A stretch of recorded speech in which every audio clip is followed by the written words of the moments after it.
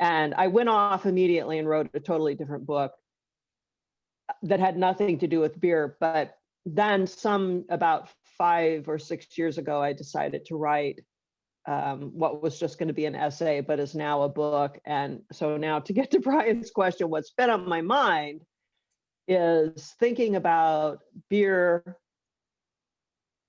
as a form of alcohol, specifically as it has been shaped by race in the United States. So race has been on my mind a lot, and I'm a historian, but I am not an expert in the history of race in the United States. It shows in my beer book, I believe. But I decided that as my last book, this was what I was going to do. And so I've been giving myself an education, as Brian said, not just necessarily for this book, but just as a historian, a citizen, a human being. I've really been diving deep into the idea of alcohol and how we shape it and use it in this country, but I'm specifically trying to think about it through race. And in this case, the specific race, and I'm not really sure that race is the right word, but I think everyone will understand why I'm doing this. I'm writing a book that is set in Minnesota. It started out sort of as a book about New August Shell Brewing Company in New Ulm, Minnesota. But the race in that part of the world is indigenous people.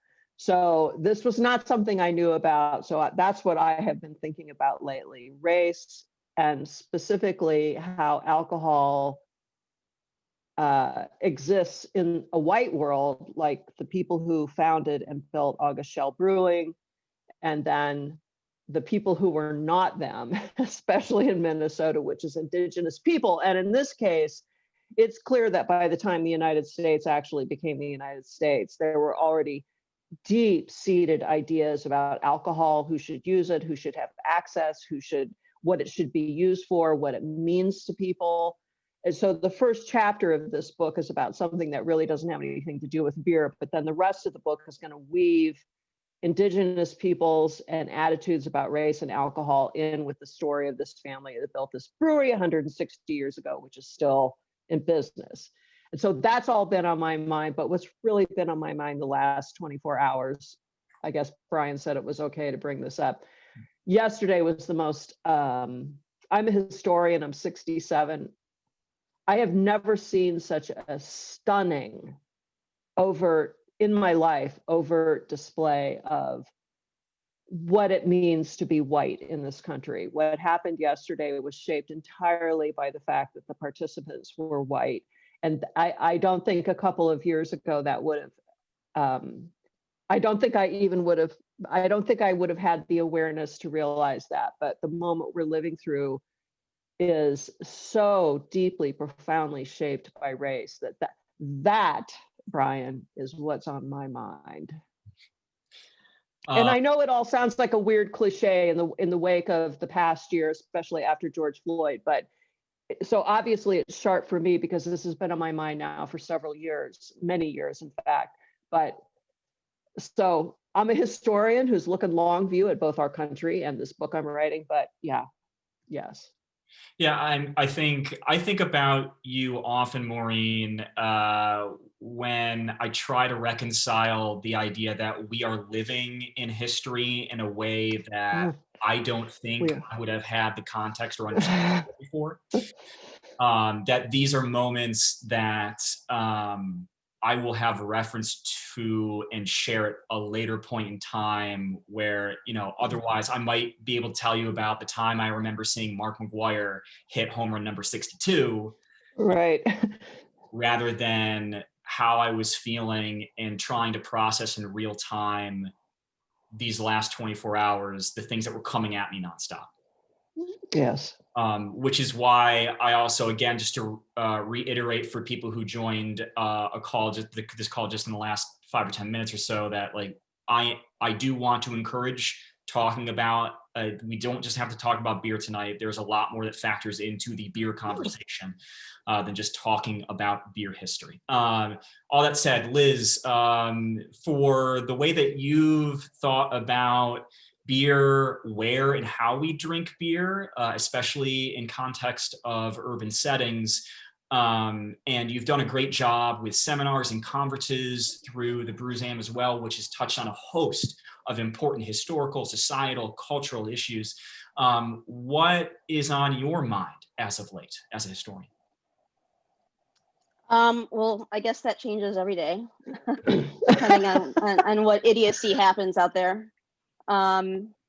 You know, obviously, as a result of the pandemic and all of the Black Lives Matter issues, and of course, everything that happened yesterday, I think that the underlying topic, the subject matter that's kind of been at the core of myself, has really just emphasized, or has been really focused on this idea of us as humans needing a place to belong and needing a place to matter, and how we all can contribute in any way we think is valuable. And I think a lot of that has stemmed not just from what's happening, but certainly from my conversations that I've had with colleagues and friends and family over the course of the last few months, some of actually who are here. I've been thinking a lot about my conversation with Kate that I had recently. And you know, what I really extracted from that is looking back at my own personal experiences and my own journey as an academic, as a museum professional, as a historian, as a woman, as a gay Latina woman, and how all of that has really just influenced or defined or has connected me to my career and to the person who I am and to the people around me. So I think that's probably a way deeper than we want to get. But it certainly informs my professional career and endeavors and goals and vision and just pretty much everything around me. So that's kind of what I've been thinking about, and certainly reflecting on the bigger picture and how different people have been able to connect in that way throughout history. Liz, I'm not going to let you get off too easy because I'd love to go deeper with you. As best as we can, when you talk about your own personal experiences and think about maybe some of the key things that you've either experienced or learned, these moments of learning in your life, it does lead me, like, I am super curious if there are moments of your story that you feel like have particularly impacted the way that you're thinking about and existing in these historical moments, whether it's this week or thinking about all the things that have happened in the world of beer and beverage alcohol. Sure. You know, I was raised by two immigrants who were from Mexico City. I was born in Chicago, and you know, I was raised just to, you know, put your head down, do the work hard, be a good person, and do what you can, and never complain. You know, never complain. Always be embracing the opportunities that were presented to you, take advantage of them, and be grateful for what you had. And that's sort of the way I have lived my life. And I've certainly gone through graduate school and through, you know, worked my way through museums since I was 15, and have had, you know, some really difficult times in deciding to leave academia because I felt like I didn't fit in. Almost leaving the museum world because I felt like I didn't fit in. There are many times when I'm in the beer world and I feel like I don't fit in, right? But you just sort of do the work that drives you, and that's sort of what I have continued to do. And you put your head down and you do it, and you sort of, you know, move forward. And even though there have been moments when, you know, I should have spoken up for myself, or maybe been a little bit more I don't know, aggressive or a little bit more assertive in trying to speak up for myself or make change or just solve an issue. I never did, just because that's the way I was taught that's the way I was raised, is to just sort of do the work and move forward. And honestly, in the last year, and I think it's probably because I've become a cranky 40 something, year old now, and I don't really give a fuck about what anyone has to say. I've kind of gotten to that point where I'm like, I'm not going to be quiet anymore. And I'm just going to, do what I need to do and say what I need to say whenever it strikes me. It's really interesting that you say it like that, because you had said that one of the things you feel like you've focused on this past year leading up to it is the way that we think about contributing in any way that we think is valuable. And it sounds like sharing your personal experience has become really valuable for you, both, I imagine, personally and professionally. When you think about that in terms of context of history and the way that you like to think about, write about, talk about history, where is that value, where your personal and professional cross over into maybe not only you understanding the way that you kind of fit into these narratives that you study, but then also talk and share that information with people too? Right. And I will say that everything that I just sort of spewed out at you all is more about informing my own self, right? I don't necessarily feel a need to share it with the world in an everyday sense, if you will. It's more about informing my own self and sort of my next moves and my next paths and sort of what drives me. It used to always drive me when people used to tell me no, right? That was definitely a motivating factor for me. And that's not necessarily the case anymore. Now it's sort of more about, a matter of other things. As a historian, and I also will say that, just the way you started out talking about beer writers and really thinking about yourselves as journalists, I've always said that I'm not a beer historian. I study history, but I just happen to do it through the lens of alcohol. There's definitely some differences and some nuances.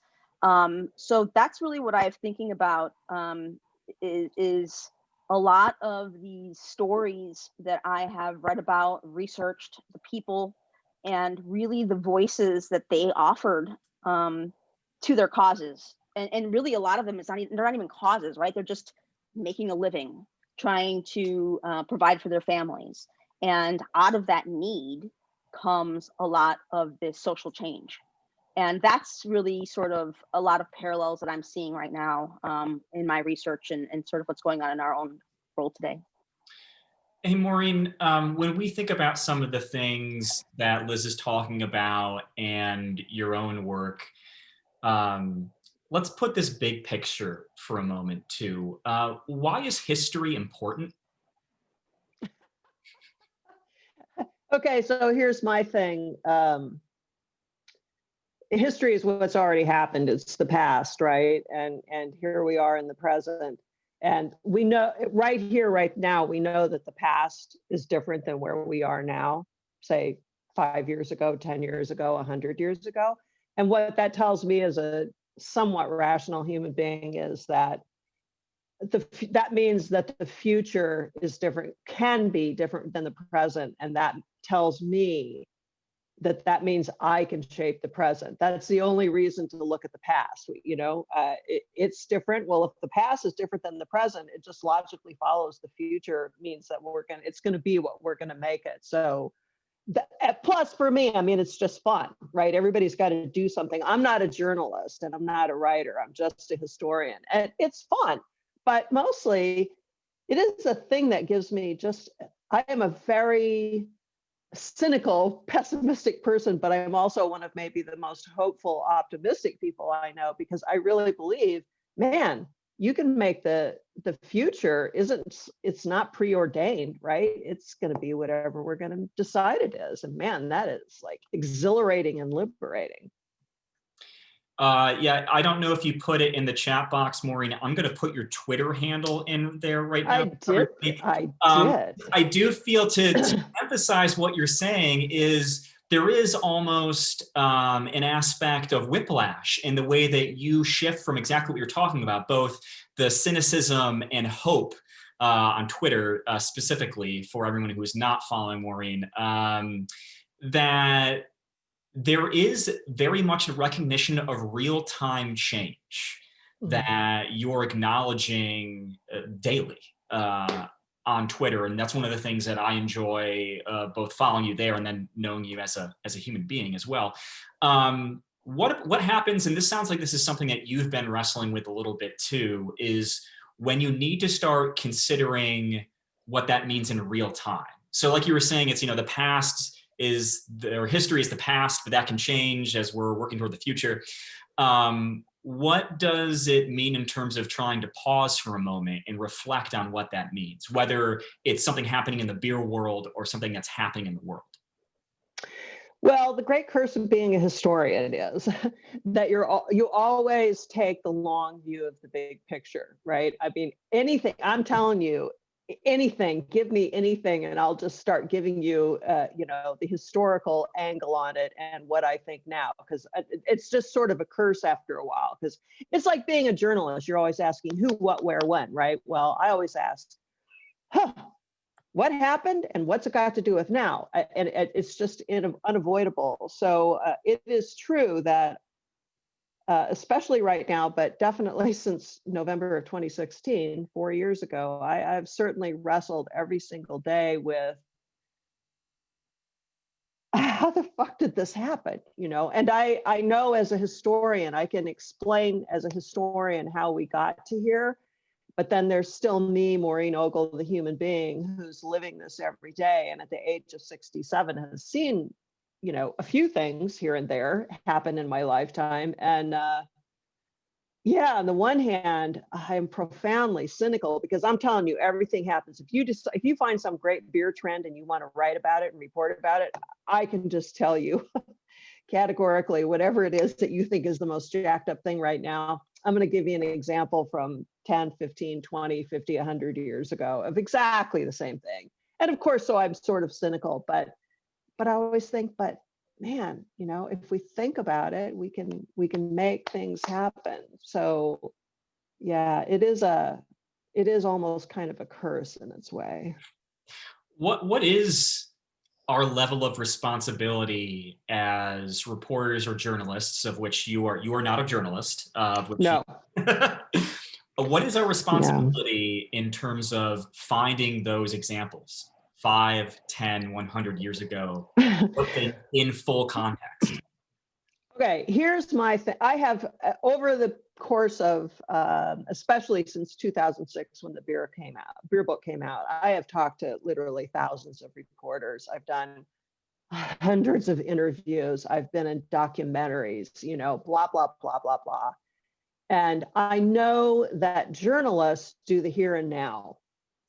Your past is like maybe the last 10 days or maybe a year, right? And I know that it's not possible to do your job and still think like a historian.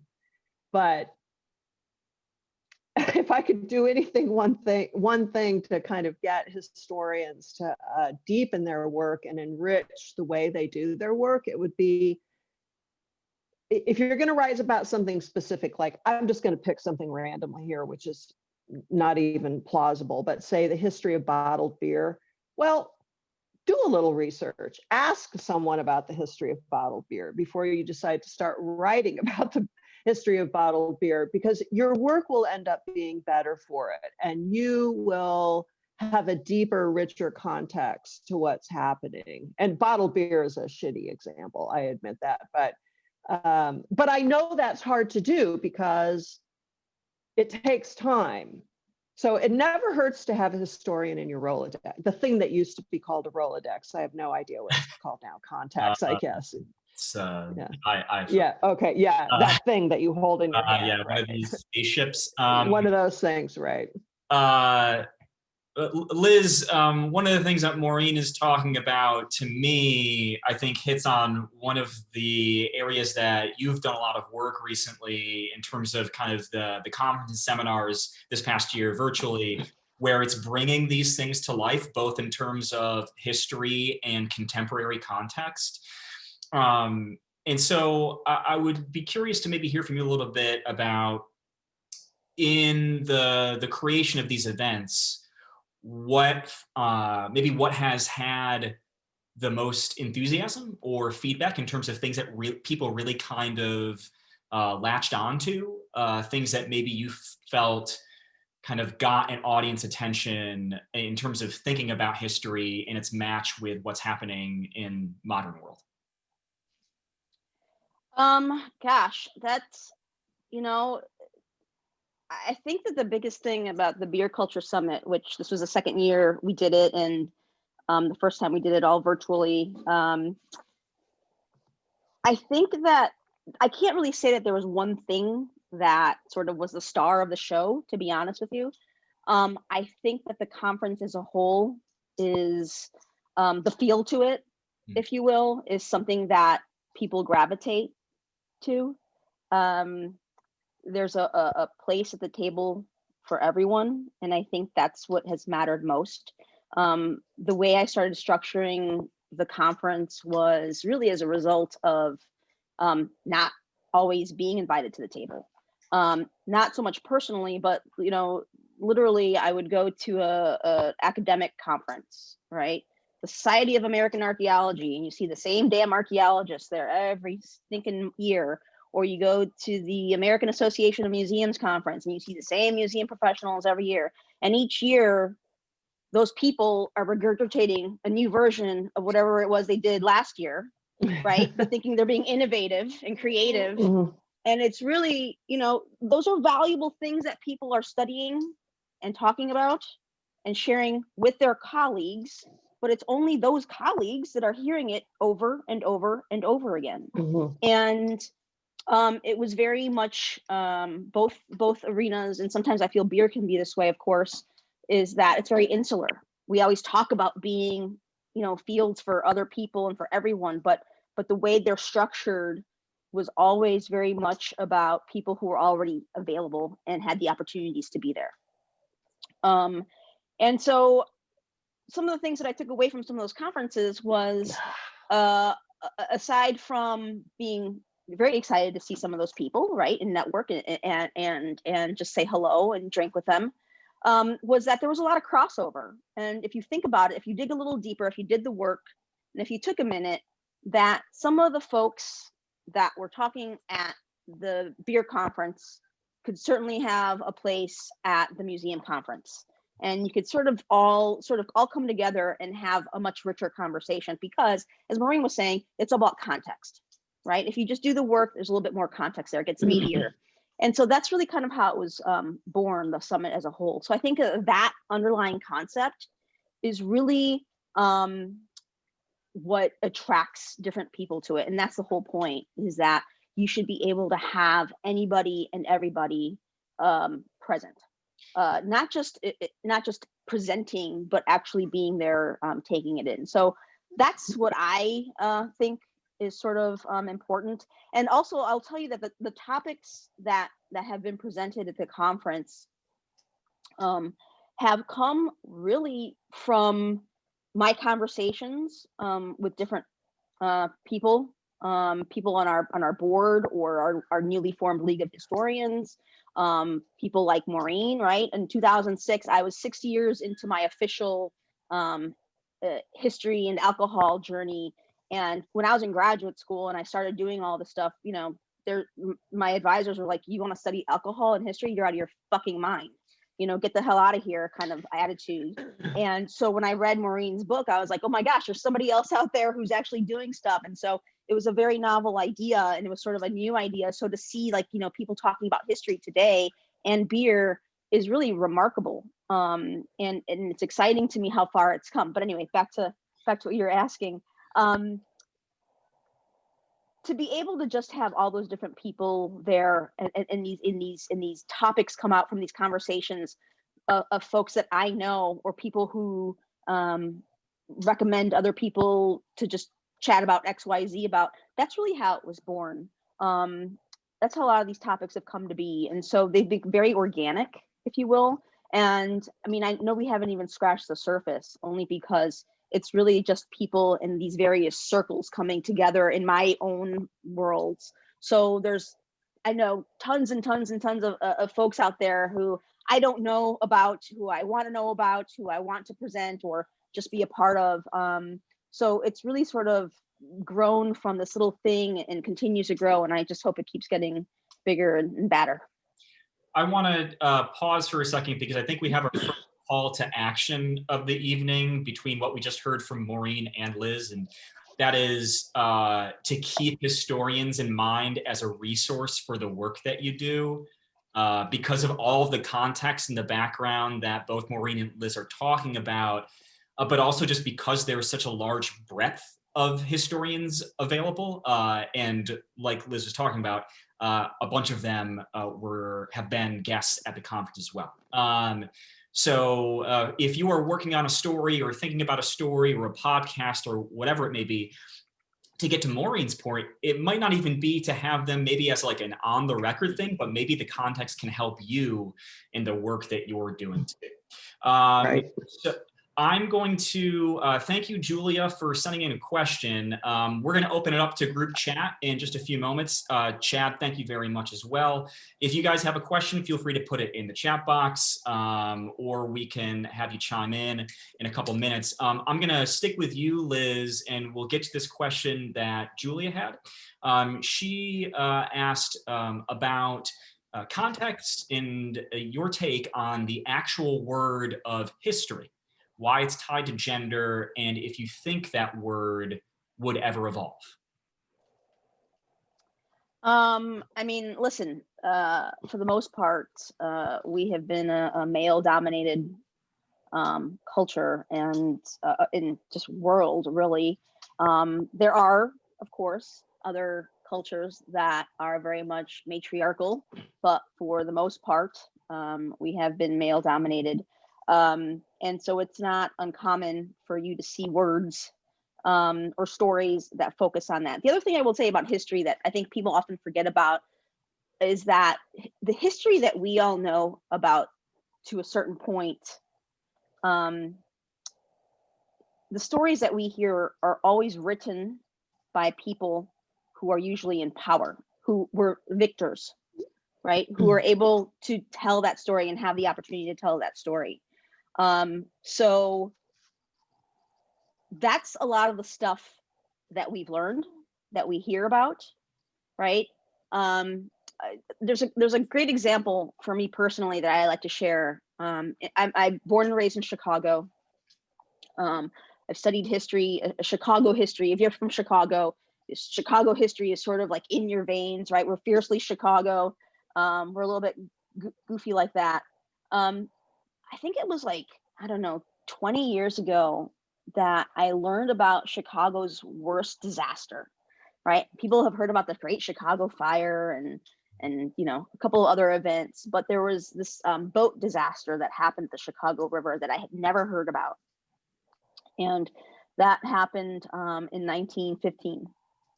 And it basically is the worst disaster in the city's history because it killed 844 people. And most of the people that were on that vessel that overturned were immigrants, were Czech Bohemian immigrants, and we never heard their stories, right? And there's also this theory that it happened so quickly that the city suffered this like PTSD because of it. And so anyway, my point is that this is the city's worst disaster. It sort of, you know, had this domino effect on other things in Chicago. And not once was this story ever mentioned, you know, in our classrooms, right? And so this is a great example for me personally that I keep remembering is that, you know, everything that's happened, people that have been affected in the way that these incidents sort of define and shape our natural environment, our built environment, our cultural and social environment. We don't always know about them because it's the people who sometimes aren't necessarily affected telling you the story. And so for me, I think that's a really, really important point to remember when we're thinking about this concept of history. And so when you ask about gender, this is just one of those things. And I think that sometimes when we're so knee deep in something, we're also numbed by the fact, right? Something becomes normal It's normalized. And so as a historian, the fact that you keep seeing all these white guys, right, and all these things happening around, that's just kind of how it is, right? And the fact that people always say, well, we should change history. Well, you can't change the past, right? But you can certainly learn from it, and you can certainly shape your future and keep trying to do better, if you will. And so, Julia, I'm sorry, that's a long way to say. That's why I think some of these words and some of these narratives are prevalent. I think that we might have new words. I think history will always sort of be a big player, a main player. But I think that as we move on, we might generate some new vocabulary to help us be a little bit more modern. Liz, can I run something back to you real quick? Because I'm trying to, in my head, kind of put together the last couple of things that you were talking about. And I think you hit on in talking about this anecdote about that boat disaster and the people that we turn to. As we're thinking about real-time history and we're capturing these stories, it sounds like there needs to be a responsibility on us as reporters and journalists to be more proactive in seeking out these underserved stories, communities, people, because these are histories that have traditionally been lost. Am I repeating that correctly? No, I there's two things to this. One, I think you're totally right. I think that with a little bit more, maybe a little extra work, that can certainly happen. I would also encourage you all to not just go to that person you know because you know them. And I do this for myself too, right? If you know, listen, there's a lot of people doing work in different fields and specifically in different areas. So if you know that there's a guy out there, you know, maybe a white male focusing on 15th century French history, but there's a, you know, Black woman over here doing the same thing, maybe go to that resource first, right? Maybe give them that opportunity first. I just think that we need to be a little bit more proactive in that regard for sure. The second thing I will say is, I said that these stories are shared by the victors in a sense up to a certain point. And I mean by up to a certain point is because of social media, because of Twitter, because of Facebook, because of texting and computers, we're able to share information so much more that people are able to now take control and share their stories if they want to, right? And so we're at I guess you could say advantage. Sometimes I look at Twitter and think it's a disadvantage, but we're at an advantage that, you know, people are able to have a platform, whereas before they were not. And so now as historians, though, you know, there's a lot more information out there to dig through, right? I kind of feel bad for historians in 50 years because, you know, there's going to be a plethora of information and different resources to go through all the more. So I think that this is why things are shifting a little bit for history's sake, is that there's just so many more outlets and ways that people can actually express themselves, which, you know, again, can be good and sometimes can be bad, you know, but there's a lot of stuff, right? The famous quote, don't believe everything you read on the internet. That's going to be a challenge too. So there's just so many different ways to look at this, but yes. So my point there is 2 points is definitely do the work and see who's doing what and reach out to somebody who might not have the same opportunities or privilege.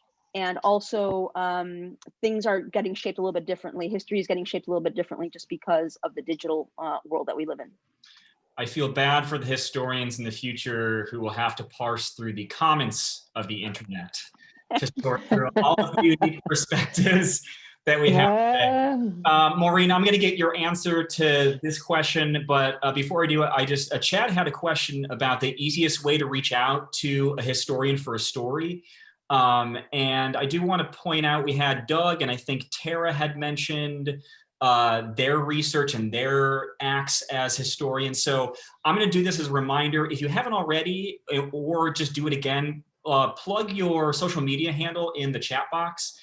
Chad, that might give you an opportunity to connect with Doug and Tara, Liz, Maureen, as we chat through here too, please feel free to put your handle, contact info in there too. So everybody might be able to take advantage of this and your insight. Okay, Maureen, that being said, talking about gender's role in the way that we have thought about history and the way we've told history, I'm going to flip this a little bit. Thank you, Julia, again for that question. To carry on from what Liz was talking about, is there an effective way that we might consider how to maybe avoid that pitfall? When we talk about history and the way that gender has played in social economic status and the way that history has been told, how might we think about that now to, again, maybe try to avoid repeating some of those problems?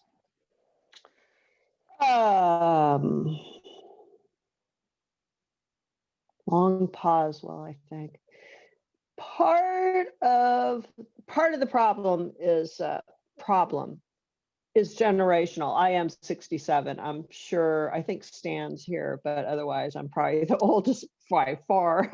I'm Brian's grandma.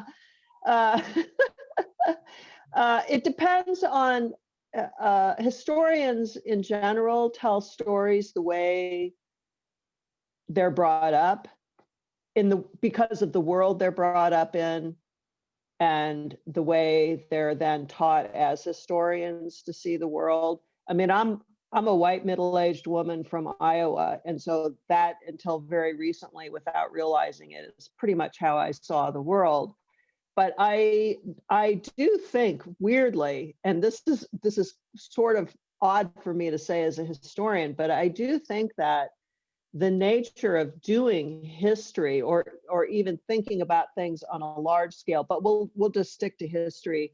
I do actually think, weirdly, that digital media is changing that, simply because it is now so much easier to be in touch with people. For example, here's the example that's not history. All these people who stormed the Capitol yesterday, 20 years ago, they would not have had a way to coordinate their activity or even know that they were all around, right? They just wouldn't have. And I think that's tough for people under the age of, say, 30 or even 35 to understand that 20 years ago, there weren't iPads, there weren't iPhones, there wasn't any of this stuff. And that has changed doing history, because it is much easier on Twitter, for example, which I think is an extraordinarily powerful technology. People bitch about Twitter and so forth, but as a historian, I'm telling you, it's just sort of a weird civilizational game changer, because you can truly be in contact with anybody in the world almost instantaneously. Historians, it is much easier now to communicate with people who think the way you do. For example, if you're a Black woman or a gay man and you're doing history, you can actually, there's like power in numbers, right? Instead of just being some sort of off in nowhere by yourself, there you can actually communicate with people. And I do think that digital media has altered my perspective on how I see the world. It made me realize my inadequacies as a historian, as a historian, I was seeing the world from a very, very white perspective. And this has been like a 10, 15 year thing for me to understand that. It takes a while. So I think, man, if there's a perspective you're interested in, wow, in 2021, you can actually find people who will be able to talk to you intelligently about it. Whereas in 2020 or 2001, forget about it. It's not there. So this is an amazing moment to be alive. It's an extraordinarily depressing moment to be alive, because in my lifetime, especially as a historian, I never, ever, ever, ever thought we would be this close to the actual collapse of the Republic, which of course is something that everybody who's a historian thinks about, rise and fall of Rome, blah, blah, blah. But it is genuinely exciting and exhilarating to be doing any kind of work right now that's creative and or intellectual. And that, of course, includes being a journalist. The possibilities are amazing. I just want to. We went from the He fall of laughs the at me. Republic to the possibilities are endless to Maureen going on the record saying maybe beer Twitter ain't so bad. No, Twitter is great. Twitter is a very, very. I don't really like social media, but Twitter, which Stan Hieronymus and Jeff Allworth got me onto in 2009. I was like, are you fucking kidding me? I don't want to hear if people are going off to the grocery store. But I quickly realized my intellectual life is so much more rich. I'm not there for getting in fights with people and all that stuff. I'm there for what can you tell me about the world that I don't know? What can you tell me about the world that I want to know? It is a powerful tool. Gutenberg had nothing on this, kids.